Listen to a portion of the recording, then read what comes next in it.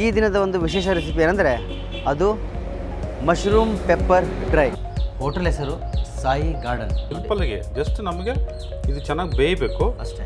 ಆಮೇಲೆ ಪೌಡ್ರ್ ಇದಕ್ಕೆ ಹಿಡಿಬೇಕು. ಆಮೇಲೆ ಇದರಿಂದ ಉಪಯೋಗ ಏನಂದರೆ ಸ್ವಲ್ಪ ಕ್ಯಾಲ್ಸಿಯಂ ಜಾಸ್ತಿ ಇರುತ್ತೆ ಇದರಲ್ಲಿ. ಇದು ಬಿಟ್ಟರೆ ನೆಕ್ಸ್ಟ್ ಸ್ವಲ್ಪ ಸೋಯಾ ಸಾಸ್ ಹಾಕ್ತೀವಿ. ಸ್ವಲ್ಪ ಹೈ ಫ್ಲೇಮಲ್ಲಿ ಬಿಸಿ ಮಾಡ್ಕೊಂಡ್ಬಿಟ್ರೆ ಮಶ್ರೂಮ್ ಪೆಪ್ಪರ್ ಡ್ರೈ ರೆಡಿ. ಬೆಳ್ಳುಳ್ಳಿ ಆಗಲಿ ಮತ್ತು ಮೆಣಸಿನ್ಕಾಯಿ ಹಾಕಲಿ ಕ್ಲೀನಾಗಿ ಅವೆಲ್ಲ ರೋಸ್ಟ್ ಆಗಿದೆ.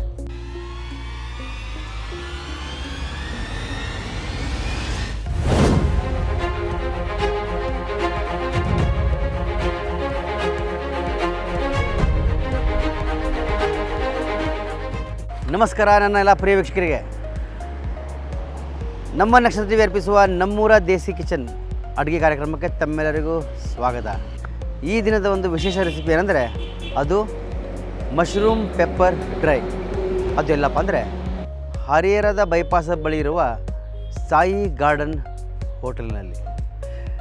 ಇಲ್ಲೇನೋ ಮಶ್ರೂಮ್ ಪೆಪ್ಪರ್ ಡ್ರೈ ಭಾಳ ಚಲೋ ಮಾಡ್ತಾರಂತೆ. ಬನ್ನಿ ತಡ ಮಾಡಿದೆ ಇವತ್ತು ಮಶ್ರೂಮ್ ಪೆಪ್ಪರ್ ಡ್ರೈ ಹೇಗೆ ಮಾಡೋದನ್ನು ನೋಡ್ಕೊಳ್ಳೋಣ ಬನ್ನಿ.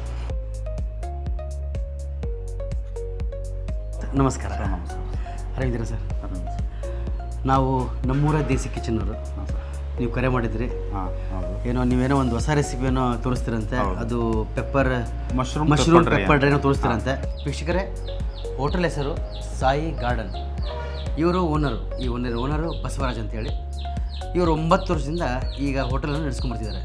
ಇವತ್ತಿನ ವಿಶೇಷತೆ ಏನಪ್ಪ ಅಂದರೆ ಇವ್ರು ಹೇಳಿದಾಗೆ ಮಶ್ರೂಮ್ ಪೆಪ್ಪರ್ ಡ್ರೈ ಏನೋ ಮಾಡ್ತಾರಂತೆ. ಅದಕ್ಕೋಸ್ಕರ ತಡ ಮಾಡಿದೆ ನಾವು ಇವತ್ತು ಇವರ ಕೈ ಚಳಕದಿಂದ ಮಶ್ರೂಮ್ ಪೆಪ್ಪರ್ ಡ್ರೈ ಹೇಗೆ ಮಾಡೋದನ್ನು ತಿಳ್ಕೊಳ್ಳೋಣ. ಸರ್ ಸ್ಟಾರ್ಟ್ ಮಾಡೋಣ. ಓಕೆ ಸರ್, ಇದಕ್ಕೆ ಬೇಕಾಗಿರೋ ಸಾಮಗ್ರಿಗಳೇನಂತ ಹೇಳ್ತೀರಾ? ಹೇಳ್ತೀನಿ ಸರ್. ಫಸ್ಟಿಗೆ ಮಶ್ರೂಮ್ ಬೇಕು, ಆಮೇಲೆ ಬೆಳ್ಳುಳ್ಳಿ, ಉಪ್ಪು, ಕರಿಬೇವು, ಮೆಣಸಿನ್ಕಾಯಿ, ಚಿಲ್ಲಿ ಸಾಸು, ಸೋಯಾ ಸಾಸು, ಮೈದಾ, ಕಾರ್ನ್ಫ್ಲೋರು, ಕಾಳು ಮೆಣಸಿನ ಪೌಡ್ರು, ಎಣ್ಣೆ. ಸರ್ ಫಸ್ಟಿಗೆ ನಾವು ಒಲೆ ಹಚ್ಕೊತೀವಿ. ಅದು ಎಣ್ಣೆ ಬಿಸಿ ಆಗೋದ್ರೊಳಗೆ ನಾವು ಇದು ವಾಶ್ ಮಾಡ್ಕೊಂಡು ಕಟ್ ಮಾಡ್ಕೊತೀವಿ. ಇದು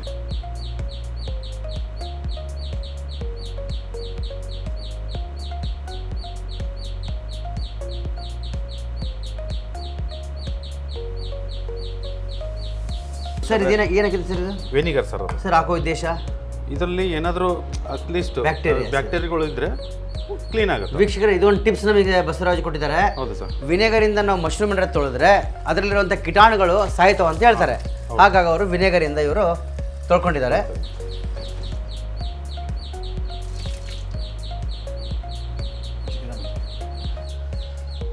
ಸರ್ ಇದು ಒಂದು ಎಷ್ಟು ಗ್ರಾಮ್ ಇದೆ ಸರ್? ಇದು ಒಂದು 200 ಗ್ರಾಮ್ ಇರುತ್ತೆ ಸರ್. ಅದು ಎಷ್ಟು ಜನಕ್ಕಾಗ ಸರ್? ಇದು ಒಂದು 4 ಜನ ಇಲ್ಲ 3 ಜನ ತಿನ್ಬೋದು ಸರ್. 3 ಜನ ಆರಾಮಾಗಿ ತಿನ್ಕೋಬೋದು ಇದನ್ನು. ಕಟ್ಟಿಂಗ್ ನೋಡಿ ಹೆಂಗಿದೆ, ಮಸ್ತಾಗಿ ಮಾಡ್ಲಿಕ್ತಾರೆ. ಕೈ ಹುಷಾರ ಸರ್, ಮತ್ತು ಕೈ ಕುತ್ಕೊಂಡ್ರಿ.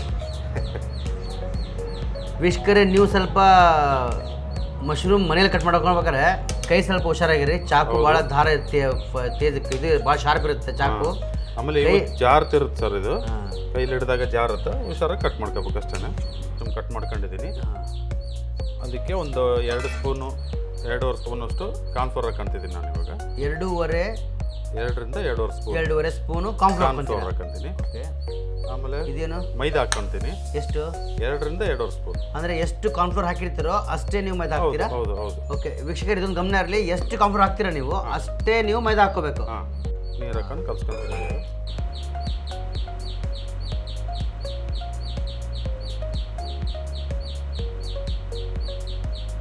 ಎಷ್ಟು ಗಟ್ಟಿ ಇರಬೇಕು, ತೆಳುಗಿರ್ಬೇಕು? ಇಲ್ಲ, ಇದೊಂದು ಮೀಡಿಯಮ್ ಆಗಿ ಇರಬೇಕು. ಅದಕ್ಕೆ ಕೋಟಿಂಗ್ ಬಂದರೆ ಸಾಕಷ್ಟೇ.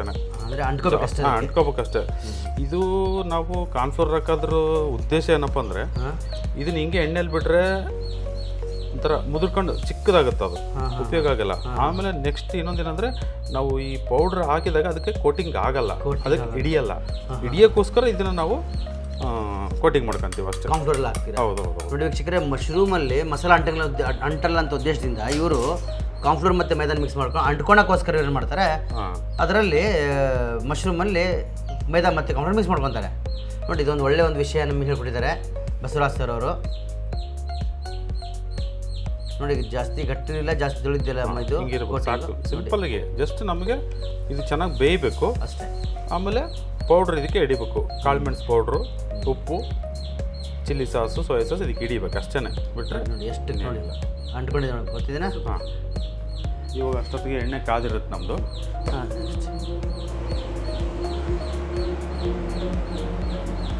ಕಾಯ್ತಾ ಇದೆ ಎಣ್ಣೆ. ಇನ್ನು ಕಾಯಿಲೆ ಮತ್ತೆ ಈಗ ಮಶ್ರೂಮ್ ಏನು ಕೋಟಿಂಗ್ ಏನು ಮಾಡಿದಾರಲ್ಲ ಮಶ್ರೂಮಿಗೆ, ಈಗ ಅದು ಎಣ್ಣೆ ಬಾಣಲೆಯಲ್ಲಿ ಹಾಕುವಂಥ ಸಮಯ. ಹೌದು, ಈ ಥರ ಒಂದೊಂದೇ ಹಾಕಬೇಕು. ನೋಡಿ ಸಿಂಗಲ್ ಹಾಕ್ಕೊಳ್ಳಿ. ನೋಡಿ ಕ್ಲೀನ್ ನೋಡ್ಕೊಳ್ಳಿ ಎಷ್ಟು ಕ್ಲೀನಾಗಿ ಬಿಡ್ತಿದ್ದಾರೆ. ಎಣ್ಣೆ ಭಾಳ ಕಾಯಬಾರ್ದು, ಯಾಕಂದರೆ ಇದು ಒಂಥರ ಸ್ಮೂತ್ ಇರುತ್ತೆ ಮಶ್ರೂಮು. ಸ್ವಲ್ಪ ಲೈಟಾಗಿ ಬಿಸಿ ಇದ್ದರೆ ಸಾಕು, ಜಲ್ದಿ ಬೆಂದ್ಬಿಡುತ್ತದೆ. ಅದೇನು ಬೇದ ಅವಶ್ಯಕತೆನೇ ಇಲ್ಲ ಅದಕ್ಕೆ.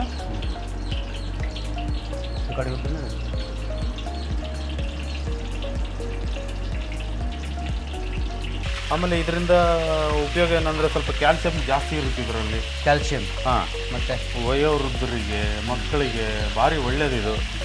ಹೆಲ್ತಿ ಫುಡ್ ಮಾತ್ರ ಇದು. Healthy food. ಹೌದು. ಈಗ ಬಸವರಾಜ್ ಹೇಳಿದ ಪ್ರಕಾರ ಮಶ್ರೂಮ್ದಲ್ಲಿ ಕ್ಯಾಲ್ಸಿಯಂ ಕೂಡ ಇರುತ್ತಂತೆ. ಹೌದು. ವಯಸ್ಸರಾಗಿರಾಗಲಿ ಮಕ್ಕಳಿಗಾಗಲಿ ಒಂಥರ ಎನರ್ಜಿ ಬ್ಯಾಲೆನ್ಸ್ ಮಾಡೋಕ್ಕೆ ಇದು ಒಂದು ಒಳ್ಳೆ ಉಪಯೋಗವಂಥ ಒಂದು ಡಿಶ್ಶು. ಹೌದು. ಆಮೇಲೆ ನಾವಿದು ಈಗ ಮಾಡ್ತಿರೋದೇ ಒಂಥರ ಆಯುರ್ವೇದಿಕ್ ಇದ್ದಂಗೆ ಇದು. ಇದು ನೋಡ್ರಿ, ಇದರಲ್ಲಿ ಯಾವುದೇ ಕೆಮಿಕಲ್ ಇರಲ್ಲ.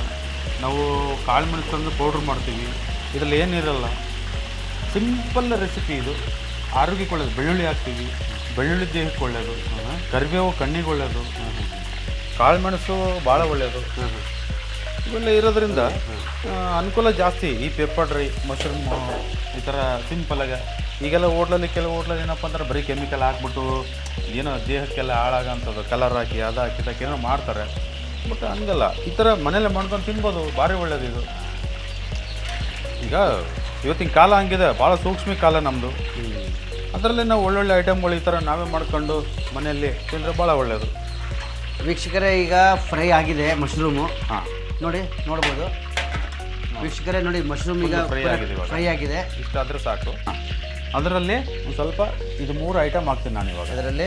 ಈ ಫ್ರೈಯಲ್ಲಿ ನೋಡಿ, ಎಣ್ಣೆ ಫ್ರೈಯಲ್ಲಿ ನೋಡಿ ಇದನ್ನು ಬೆಳ್ಳುಳ್ಳಿ ಸ್ವಲ್ಪ ಫ್ರೈ ಮಾಡ್ಕೋಬೇಕು.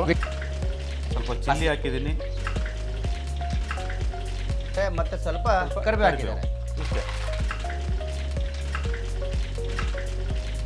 ನೋಡಿ. ಅದು ಜಾಸ್ತಿ ಫ್ರೈ ಮಾಡೋದು ಬೇಡ, ಈಗ ಲೈಟಾಗಿ ಫ್ರೈ ಆದರೆ ಸಾಕಷ್ಟೆ. ನೋಡಿದ್ರೆ ವೀಕ್ಷಕರೇ ಎಷ್ಟು ಕ್ಲೀನಾಗಿ ಮಶ್ರೂಮ್ ಕೂಡ ಫ್ರೈ ಮಾಡಿದ್ರು.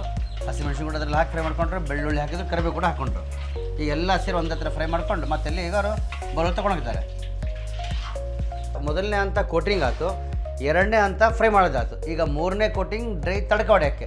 ತಡಕ ಹೊಡೆಯೋಕ್ಕೆ ಏನು ಮಸಾಲೆ ಬೇಕಲ್ಲ, ಈಗ ಅದನ್ನು ತಯಾರು ಮಾಡ್ತಿದ್ದಾರೆ ಬಸವರಾಜನವರು. ಪ್ಲೀಸ್ ಮಾಡಿ ಸರ್. ಇದು ಭಾಳ ಸಿಂಪಲ್. ಇದಕ್ಕೆ ಜಾಸ್ತಿ ಸಿಂಪಲ್ ರೆಸಿಪಿ ಅಂತೆ. ನಾವು ಇದಕ್ಕೇನು ಜಾಸ್ತಿ ಐಟಮ್ಗಳು ಹಾಕಲ್ಲ. ಈಗ ನೋಡಿ ಫ್ರೈ ಮಾಡಿ ತೊಗೊಳ್ತೀವಿ. ಈ ಥರ ಕಾಳು ಮೆಣಸು ಪೌಡ್ರ್ ಹಾಕ್ತೀನಿ. ನಮಗೆ ಖಾರ ಜಾಸ್ತಿ ಬೇಕಾದರೆ ಸ್ವಲ್ಪ ಜಾಸ್ತಿ ಹಾಕೋಬೋದು. ಮಕ್ಕಳು ಏನಾರು ಇದ್ದಾರೆ, ಮಕ್ಕಳಿಗೆ ಖಾರ ಆಗಲ್ಲ ಅಂದರೆ ಸಿಂಪಲ್ ಲೈಟಾಗಿ ಹಾಕೋಬೋದು. ಆಮೇಲೆ ಅದ್ಮೇಲೆ ಲೈಟಾಗಿ ಸ್ವಲ್ಪ ಉಪ್ಪು ಹಾಕಿದ್ದೀನಿ. ಅದು ಬಿಟ್ಟರೆ ನೆಕ್ಸ್ಟ್ ಸ್ವಲ್ಪ ಸೋಯಾ ಸಾಸ್ ಹಾಕ್ತೀನಿ. ಸೋಯಾ ಸಾಸ್ ಏನಪ್ಪ ಟೇಸ್ಟಿಗೆ. ಸ್ವಲ್ಪ ಚಿಲ್ಲಿ ಸಾಸ್ ಹಾಕ್ತೀನಿ. ಇಷ್ಟ. ಇದ್ರ ಮೇಲೆ ಸ್ವಲ್ಪ ಕೊತ್ತಂಬರಿ ಉದುರಿಸ್ತೀನಿ, ಕಟ್ ಮಾಡಿರೋದು.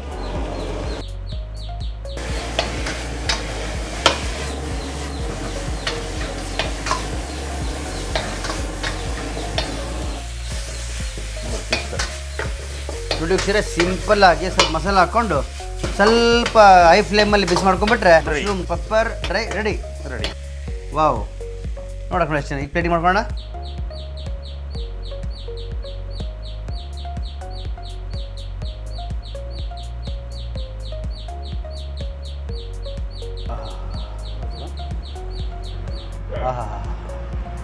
ಘಮ ಅಂತಿದೆ ಸರ್. ಹಾಂ ಸರ್.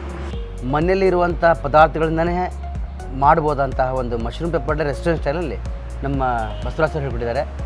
ಜಾಸ್ತಿನಿಲ್ಲ, ಸೋಯಾ ಸಾಸು, ಸ್ವಲ್ಪ ಕಾರ್ನ್ಫ್ಲವರು, ಸ್ವಲ್ಪ ಮೈದಾ, ಸ್ವಲ್ಪ ಉಪ್ಪು, ಸ್ವಲ್ಪ ಕರಿಬೇವು, ಸ್ವಲ್ಪ ವಿನೇಗರು, ಒಂದು ಮಶ್ರೂಮು, ಇಷ್ಟಿದ್ರೆ ಸಾಕು. ಇದರಿಂದ ಫಟಾಫಟಾಗಿ ಒಂದು ಮಶ್ರೂಮ್ ಪೆಪ್ಪರ್ ಡ್ರೈ ರೆಡಿ ಆಗುತ್ತೆ. ಈಗ ನನಗೆ ಕೂಡ ಕಂಟ್ರೋಲ್ ಆಗ್ತಿಲ್ಲ, ವಾಸನೆ ಕೂಡ ಗಮ ಬರ್ತಿದೆ. ಇವ್ರು ಮಾಡಿರೋಂತಹ ವಿಧಾನ ನೋಡಿದ್ರೆ ಯಾವಾಗ ನಾನು ಕುಂದಿರ್ಬೇಕು, ಯಾವಾಗ ನಾನು ಕರಿ ಮಾಡ್ಬೇಕು ಅಂತ ಅನಿಸುತ್ತೆ. ಫಸ್ಟ್ ಟೇಸ್ಟ್ ಮಾಡ್ತೀನಿ, ಟೇಸ್ಟ್ ಮಾಡಿಕೊಂಡು ಇದ್ರ ಬಗ್ಗೆ ನಿಮಗೆ ವಿವರಣೆ ಕೊಡ್ತೀನಿ ಹೇಗಾಗಿದೆ ಅಂತೇಳಿ. ಸರ್ ಪ್ಲೀಸ್ ಟೇಸ್ಟ್ ಮಾಡಿ ಸರ್ ನೀವು ಕೂಡ.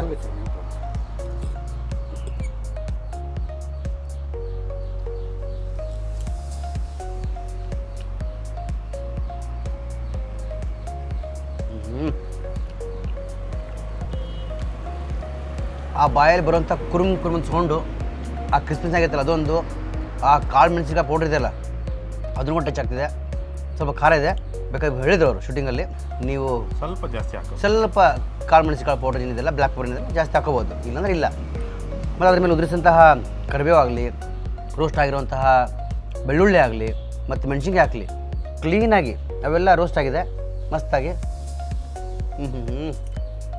ಬೆಳ್ಳುಳ್ಳಿ ಕೂಡ ಪೂರ ರೋಸ್ಟ್ ಆಗಿದೆ. ವೀಕ್ಷಕರೇ, ಮನವಿ ಏನಂದರೆ ನೀವು ಇದನ್ನು ಮನೇಲಿ ಟ್ರೈ ಮಾಡಲೇಬೇಕು. ಮಾಡಿ ನಮಗೆ ಕಮೆಂಟ್ಸ್ ಬಾಕ್ಸಲ್ಲಿ ಹಾಕಿ ಹೀಗಾಗಿದೆ ಅಂಥೇಳಿ, ಓಕೆನಾ? ಇಲ್ಲ ನಮ್ಮ ಕಡೆ ಟೈಮ್ ಇಲ್ಲ, ಸಮಯ ಇಲ್ಲ, ಎಮರ್ಜೆನ್ಸಿಲಿ ನಿಮಗೆ ಗೆಸ್ಟ್ ಬಂದುಬಿಡ್ತಾರೆ, ಅವಾಗ ನಿಮ್ಮ ಕಡೆ ಮಾಡೋ ಟೈಮ್ ಇರಲ್ಲ, ಮಶ್ರೂಮ್ ಮಾರ್ಕೆಟಲ್ಲಿ ಇರಲ್ಲ. ಆ ಟೈಮಲ್ಲಿ ಏನು ಮಾಡಬೇಕಾಗಿಲ್ಲ, ನೀವು ಸೀದಾ ಬೈಪಾಸ್ ಬಳಿ ಇರುವ ಸಾಯಿ ಗಾರ್ಡನಿಗೆ ಬಂದರೆ ಸಾಕು, ಅಲ್ಲಿ ನಿಮಗೆ ಮಶ್ರೂಮ್ ಪೆಪ್ಪರ್ ಡ್ರೈ ರೆಡಿಯಾಗಿ ಸಿಗುತ್ತೆ. ಆರ್ಡ್ರ್ ಮಾಡೋದು ಸಾಕು, 2-3 ನಿಮಿಷದಲ್ಲಿ ನಿಮ್ಮ ಕಡೆ ರೆಡಿಯಾಗಿ ಬಂದುಬಿಡುತ್ತೆ. ಅದು ಅಲ್ಲದೆ ಬೇರೆ ಬೇರೆ ಐಟಮ್ ಕೂಡ ಇಲ್ಲಿ ಇರ್ತವೆ, ವೆಜ್ ಆಗಲಿ ನಾನ್ ವೆಜ್ ಆಗಲಿ 2 ಐಟಮ್ಗಳು ಇರ್ತವೆ. ಭಾಳ ಚಲೋ ಸಿಗುತ್ತೆ. ಅದ್ರ ಜೊತೆಗೆ ಬೈ ಚಾನ್ಸ್ ಏನಾದರೂ ಅಡ್ರೆಸ್ ಗೊತ್ತಾಗಲಿಲ್ಲ, ನೀವು ಕೆಳಕಂಡ ನಂಬರಿಗೆ ಕಾಲ್ ಮಾಡ್ಬೋದು. ಕಾಲ್ ಮಾಡಿ ನೀವು ಅವ್ರನ್ನೇ ಆರ್ಡರ್ ಬುಕ್ ಮಾಡ್ಬೋದು, ಓಕೆನಾ? ಮತ್ತು ಕ್ಯಾಟ್ರಿಂಗ್ ಎಲ್ಲ ಮಾಡ್ತೀರಾ ಸರ್ ನೀವು? ಹಾಂ ಸರ್, ಕ್ಯಾಟ್ರಿಂಗ್ ಮಾಡ್ತೀವಿ. ಕ್ಯಾಟ್ರಿಂಗ್ ಮಾಡ್ತೀರಾ? ಮಾಡ್ತೀವಿ. ಮತ್ತು ಡೆಲಿವರಿ, ಹೋಮ್ ಡೆಲಿವರಿ ಏನಾದ್ರು? ಡೆಲಿವರಿನೂ ಇದೆ ನಮ್ಮದು. ಇದೇನಾ? ಇದೆ. ಆಮೇಲೆ ನಮ್ಮಲ್ಲೂ ಕೂಡ ಬರ್ತ್ಡೇ ಪಾರ್ಟಿಗಳು, ಕೆಲವೊಂದು ಸಣ್ಣ ಸಣ್ಣ ಪಾರ್ಟಿಗಳು ಬೇಕಾದ್ರೆ ಮಾಡ್ಕೋಬೋದು. ಆಮೇಲೆ ಕೆಲವರು ಏನೋ ಬ್ಯಾಚುಲರ್ಸ್ ಇರ್ತಾರೆ, ನಾವು ಸ್ವಲ್ಪ ಡ್ರಿಂಕ್ಸ್ ಮಾಡ್ಬೇಕಪ್ಪ ಅನ್ನೋರು ಇರ್ತಾರೆ, ಅವ್ರಿಗೆ ಸಪ್ರೇಟಾಗೆ ಮಾಡಿದ್ದೀವಿ ನಾವು. ಅದು ಸಪ್ರೇಟಾಗಿದೆ, ಎಲ್ಲ ಸಪ್ರೇಟಾಗೇ ಇದೆ. ಇವರು ಇಲ್ಲಿ ಡ್ರಿಂಕ್ಸಿಗೆಲ್ಲ ಕೊಡಲ್ಲ, ಅಲ್ಲಿ ಫ್ಯಾಮಿಲಿಗೆ ಇರಲ್ಲ. ಆಮೇಲೆ ಸ್ಪೆಷಲಾಗಿ ಏನಪ್ಪ ಅಂತಂದ್ರೆ ನಮ್ಮಲ್ಲಿ ನೀವು ಯಾವುದಾದ್ರೂ ಒಂದು ಹೋಟ್ಲಿಗೆ ಹೋದರೆ ಯಾವ್ದಾದ್ರು ಒಂದು 2-3 ಐಟಮ್ ಸಿಗುತ್ತೆ. ಬಟ್ ನಮ್ಮಲ್ಲಿ ಹಂಗಲ್ಲ, ವೆಜ್ಜು ನಾನ್ ವೆಜ್ಜು ನೋಡಿ. ಇವಾಗ ಚಿಕನ್ನು, ಮಟನ್ ಸಿಗುತ್ತೆ. ನಾಟಿ ಚಿಕನ್ ಇಲ್ಲಿ ಯಾರೂ ಮಾಡಲ್ಲ, ಹರಿಹರದಲ್ಲಿ ನಾವೇ ಫಸ್ಟ್ ಮಾಡ್ತಿರೋದು. ನಾಟಿ ಚಿಕನ್ ರೆಗ್ಯುಲರ್ ಇರುತ್ತೆ, ನಾವೇ ಕೋಳಿ ಸಾಕಿದ್ದೀವಿ, ನಾವೇ ಕಟ್ ಮಾಡಿಸಿ ನಾವೇ ಕೊಡ್ತೀವಿ. ಫಿಶ್ ಸಿಗುತ್ತೆ, ಫಿಶಲ್ಲಿ ತವಾ ಫ್ರೈ, ರವಾ ಫ್ರೈ, ಆಯಿಲ್ ಫ್ರೈ ಎಲ್ಲ ಸಿಗುತ್ತೆ. ಆಮೇಲೆ ಸ್ಪೆಷಲ್ಲಾಗಿ ಏನಪ್ಪ ಅಂತಂದರೆ ಯಾರು ಸಿಗಲಾರದು ನಮ್ಮಲ್ಲಿ ಏನು ಸಿಗುತ್ತೆ, ರ್ಯಾಬಿಟ್ ಸಿಗುತ್ತೆ. ಯಾವುದೇ ಐಟಮ್ ತೊಗೊಳ್ರಿ ನಮ್ಮಲ್ಲಿ ನಾಟಿ ಸ್ಟೈಲಲ್ಲಿ ಕೊಡ್ತೀವಿ. ರಾಗಿ ಮುದ್ದೆ ಸಿಗುತ್ತೆ, ಜೋಳದ ರೊಟ್ಟಿ ಸಿಗುತ್ತೆ. ನೋಡಿ ವೀಕ್ಷಕರೇ, ನೋಡಿದ್ರಲ್ಲ, ಇಲ್ಲಿ ಲೋಕಲ್ ಕಸ್ಟಮರ್ ಅಲ್ಲದೆ ಇಲ್ಲಿ ಚಲನಚಿತ್ರ ರಂಗದ ಹೀರೋ ಆಗಲಿ, ಸೈಡ್ ಆ್ಯಕ್ಟ್ರೆಸ್ ಆಗಲಿ, ಅವರೆಲ್ಲ ಬಂದು ಇಲ್ಲಿ ಊಟ ಮಾಡ್ತಾರಂತೆ. ಇದೊಂದು ಸಂತೋಷ ಸುದ್ದಿ. ಯಾಕಂದರೆ ಇಷ್ಟು ಅವರೆಲ್ಲ ಬರ್ತಾರೆ ಅಂದಮೇಲೆ ಏನೋ ಒಂದು ಕಾರಣ ಇರ್ಬೋದು ಈ ಹೋಟ್ಲಿಗೆ. ಈಗ ಇವ್ರ ಪ್ರಕಾರನೇ ಒಳ್ಳೆಯ ಒಂದು ಆರೋಗ್ಯಕರವಾದ ಊಟ ನಿಮಗಿಲ್ಲಿ ಸಿಗುತ್ತೆ ಅಂತ ಹೇಳ್ತಾ, ಮುಂದೆ ಬರುವಂತಹ ಒಂದು ಎಪಿಸೋಡಲ್ಲಿ ನಿಮಗೆ ಮತ್ತೊಂದು ಹೊಸ ಅಡುಗೆ ಜೊತೆಗೆ ನಿಮ್ಮೊಂದಿಗೆ ಮತ್ತೆ ಬರ್ತೀನಿ. ಅಲ್ಲಿವರೆಗೂ ನಮಸ್ಕಾರ.